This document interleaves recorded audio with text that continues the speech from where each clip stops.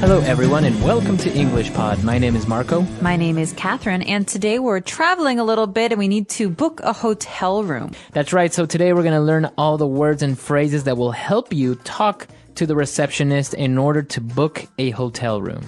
Let's check out our dialogue.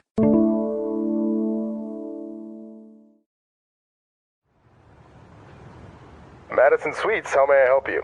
Yes, I am calling from Mexico. I will be in town next week and would like to know if you have availability. Okay, ma'am, can you tell me the date you expect to check in? Yes, July 9th. I will be there for 7 nights. We have a junior single suite or a superior double suite available for those dates. What's the difference? The junior suite is smaller and has one twin bed, while the superior suite has a double bed and minibar. Okay, I would like to reserve the superior suite. Is breakfast included? Yes, a buffet breakfast is served every morning. I will need your name and your credit card details in order to complete the reservation. Sure, my credit card number is... All right, we're back. So now let's take a look at language takeaway. Language takeaway. So we've got a lot of great phrases and words today in language takeaway. The first one comes from the beginning of the dialogue.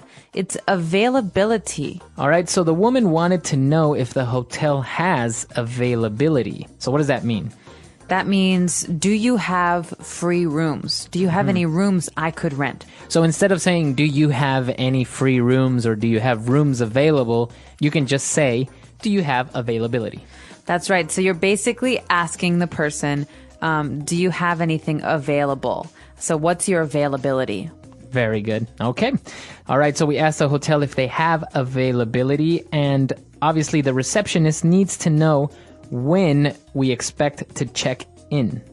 So this is a noun and a verb, but in today's dialogue, it's used as a verb. So it's something we do. To check in. So the person on the phone would like to know what date you expect to check in. That means, when will you arrive at our hotel? That's right. So maybe we will arrive to the city a couple of days before we check into the hotel. So we really specifically want to know, when are you going to start sleeping here? That's right. And the opposite, so when you leave the hotel, is called check out, to check out. That's right. Okay, so we want to check in on July 9th, and the receptionist tells us that we have available a single suite or a double suite. All right, so these are two different kinds of rooms. Now, a suite is different from a room because it actually means that the space you're going to use is more than one room, maybe 2 rooms or 3. That's right. So it's a little bit bigger than just a standard room. It might have a sitting area or a kitchen area. So that's what a suite is. Very expensive rooms are suites as well. They have a sitting area and a kitchen and maybe even an extra bedroom. That's right. Okay, so we have a single suite. That means that we have one of these big rooms that is only for one person. Yeah. And a double suite means that 2 or more people can sleep there. That's right. So single will be 1 person and double will be 2 people. And we also heard similar words with the beds, because sometimes the rooms aren't really clear about what kind of beds they have. So this person asked, what's the difference between these rooms? And the hotel employee answered, well, the junior suite has 1 twin bed. Mm-hmm. All right. What's a twin bed? So a twin bed is basically a bed that's only for one person. Only one person fits in there. All right. So it's a single bed, basically. We call it a twin. Mm-hmm. It's a standard size. So everywhere you go, a twin is always for one person. That's right. All right, and if you want to have another person in bed, we have to get a bigger one. And what's that bigger bed called? It's called a double bed. A double bed. So again, double room, double bed. Mm-hmm. So this means that 2 people can sleep on the one bed. That's right. So this is important because sometimes you want to book a hotel room and it will be a double suite, but it will have 2 twin beds. All right, so it's a double room, so it's for 2 people, but each person has their own small bed. That's right. 2 twin beds. Mm-hmm. Okay. And lastly, the superior double suite not only had a double bed, but also had a minibar. A mini bar. So you know what a bar is? It's a place you go to get some alcohol or some drinks. But a mini bar is a little bit different, right? Mm-hmm. It's a little refrigerator or a little area where you will have snacks and drinks that you can just basically take freely, but obviously you will have to pay afterwards. That's right. So you can take them when you're staying there, but when you check out, when you leave, you have to pay for everything you ate or drank. That's right. Okay, so a lot of words there on language takeaway today. Let's take a break and listen to the dialogue again.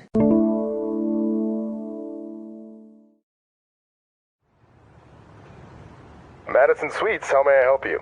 Yes, I am calling from Mexico. I will be in town next week and would like to know if you have availability. Okay, ma'am, can you tell me the date you expect to check in? Yes, July 9th. I will be there for 7 nights. We have a junior single suite or a superior double suite available for those dates.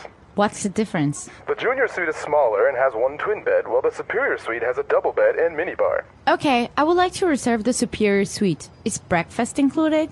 Yes, a buffet breakfast is served every morning. I will need your name and your credit card details in order to complete the reservation. Sure, my credit card number is... All right, so now it's time for some phrases. Let's start with Fluency Builder. Fluency Builder. So the first phrase in Fluency Builder might seem a little bit strange. It's, I will be in town next week. I'll be in town. In what town? That's right. Well, if you say I will be in town, that basically says I will be in this town. I will be there. I will be here. So I'll be in the town you're in. This is interesting. So when I'm talking to someone, maybe Marco is in Chicago and I'm in New York. And I call and I say, hey, Marco, I'll be in town next week. What are you doing? Right. You want to have a drink. That means I'm going to be where? You're going to be in Chicago. That's right. I'll be in Chicago like Marco is. I'm not going to talk about where I am now. This usually means I'm going somewhere else. That's right. So actually, you can tell your friends that you're going to be in town, or sometimes you have to tell someone you're going to be out of town. I'll be out of town. That means I won't be where I am now. I won't be in New York. I'll be somewhere else. I'll be in Chicago. That's right. All right, so now moving on, when we were talking specifically about the hotel and maybe what is included with our suite, we asked a very important question. Is breakfast included? Included in what? In the price. All right, so this is a very common question, like you're saying, Marco, but it's not obvious. So when you ask, is breakfast included, that means, do I have to pay extra for breakfast? If breakfast is included, I don't have to pay. If it's not included, that means I have to pay extra for breakfast. That's right. And in this case, breakfast is included, but not just any breakfast. It's a buffet breakfast. My favorite kind of breakfast. So this is pretty common with hotels. They will serve a buffet breakfast from 7 a.m. to 9 a.m. or whatever. A buffet means that there's a room with tables and food on the tables. Right. So you don't order food. You just take whatever you want. That's right. So you can take whatever you want, and usually as much as you want. That's the best part. Okay, so now we know that breakfast is included. We know what a room is like, so we're gonna make the reservation. And the hotel employee says that he needs our credit card details to complete the reservation. Credit card details. Now you might be wondering, what details? Credit card details means the specific information on your credit card. All right, so this is pretty common when you're making a purchase on the phone or on the internet. You have to provide your credit card details. Right. That means your name, your credit card number, and the expiration date, which is when the card will no longer be useful. So it's necessary because obviously you can say, yeah, I'm going to be there tomorrow, and then you don't show up and the hotel loses money, so they need to make sure that they have you somehow. Yeah, that's their way of protecting themselves. They want to give you the room, but they also don't want to lose money. Okay, so let's listen to our dialogue one last time, and we'll be back to talk a little bit more.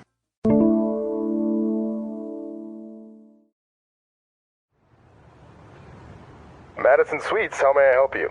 Yes, I am calling from Mexico. I will be in town next week and would like to know if you have availability. Okay, ma'am, can you tell me the date you expect to check in? Yes, July 9th. I will be there for 7 nights. We have a junior single suite or a superior double suite available for those dates.